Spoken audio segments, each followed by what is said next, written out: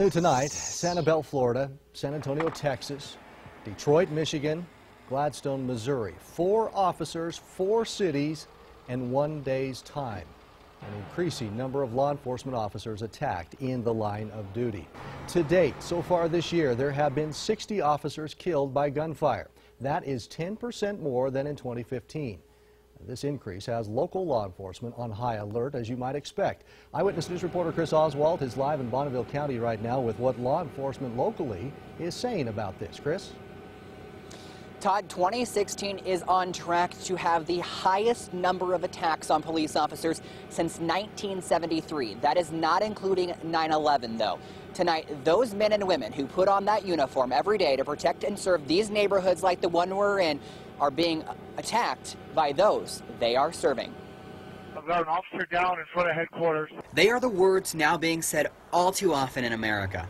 Men and women in law enforcement being attacked and killed simply for doing their job. There's a lot of animosity for law enforcement right now, something that we're always aware of, but in light of recent events, that's definitely peaked. Tony Glynn is a sergeant with the Bonneville County Sheriff's Office. He's been on the force for 12 years.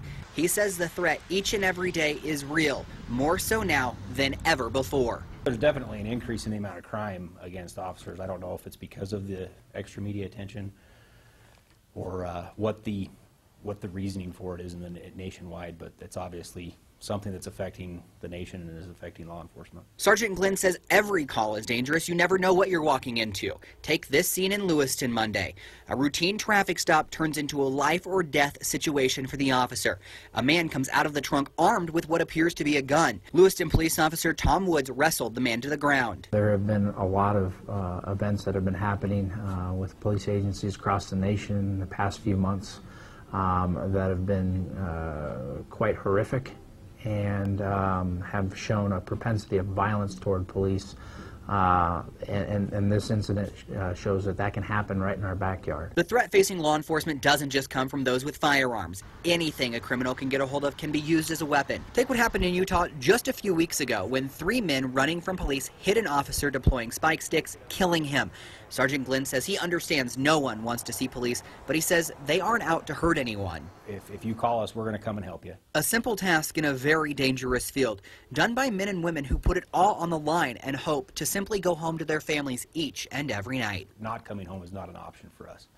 That's not the way we train. That's not the way we think. I mean, granted, all of us know that that is probably a possibility. There is always that possibility, but that's not something that we leave our house thinking about daily. Now, in addition to the human officers that have been killed in the line of duty this year, so far 2 canine officers have also been killed in the line of duty. Todd, I am told that a canine officer is treated no differently than a human officer would when killed in the line of duty. We saw that just this week with the funeral and memorial for the canine officer in Boise. That's right, Chris. Thank you for that. That canine officer, Jardo, was laid to rest just earlier this week. Now, the increase in law enforcement deaths has lawmakers acting. For example, in Texas, a new bill making its way through the state legislature would make attacking any first responder a hate crime, therefore increasing the possible punishment.